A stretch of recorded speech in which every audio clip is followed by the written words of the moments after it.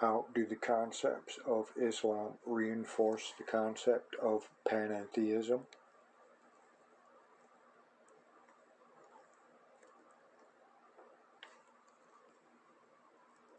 Islam establishes the idea that justice is so important an issue it will not be denied. Reinforcing panentheism? Absolutely. For what better way to ensure justice than to make the causative force so big, omnipresent, that there is no way of escaping her justice? A causative force being so large, panentheistic, that all suffering stays within her, is felt by her. A causative force being so intent on reducing pain, she intervenes and plants a seed, an idea in the minds of people on earth to change the tendency of generating such trauma, such suffering. The seed is love. To plant this seed, she is believed by huge numbers of people to have sacrificed something very dear to herself. Panentheism raises these ideas to a new level of significance and understanding, for now the idea of suffering and love becomes something felt by, impacting upon the causative force, God, or in this case, Allah. Under panentheism, there is nowhere else for the repercussions of actions of suffering and love to go but into the causative force herself. So much is being said about suffering and love, but what about justice? What about Islam? Islam reinforces it all. Islam reinforces the need for each individual to strive to eliminate suffering. Islam reinforces the idea of the need to love one another unconditionally. Islam says that you will have to face the realization of the impact of your actions had upon others in this life. You will have to face the realization of the impact your actions had upon God, the causative force herself. Justice will not be denied. Justice will not be denied is a concept so strongly sensed by almost 1 billion people that it has become the core concept of their faith. 1 billion people so sure of this concept that the idea of it not happening becomes something they cannot fathom. If Islamic beliefs are absolutes, they leave only one option open for the causative force, and that is the size of true omnipresence, all presence, as in symbiotic panentheism.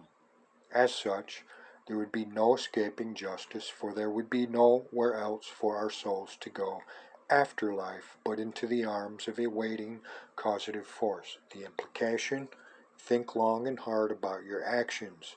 You alone are responsible for them. What does Islam reinforce about life?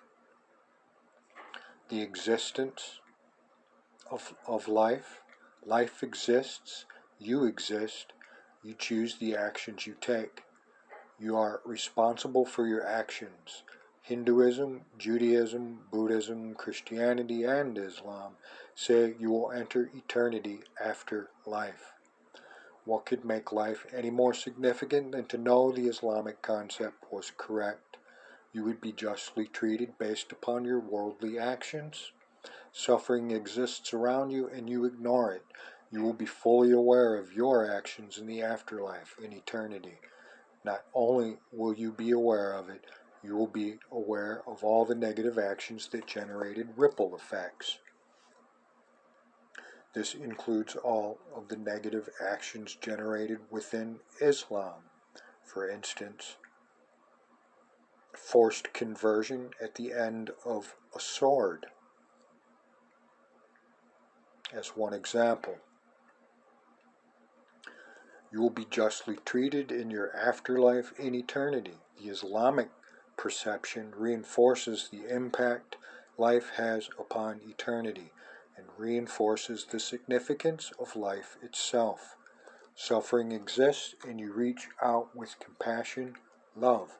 You will be aware of all your actions generated through the ripple effects. You will be justly treated in your afterlife.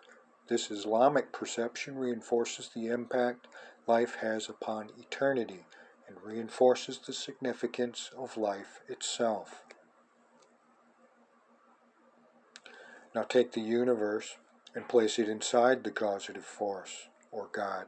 Now your actions, positive and negative, have no way out. Your actions not only affect you and your environment, but also affect others and their environments. These actions become a part of the causative force. Your actions actually impact upon the causative force. Justice takes on a new aspect. Now, justice elevates the significance of life to a new level.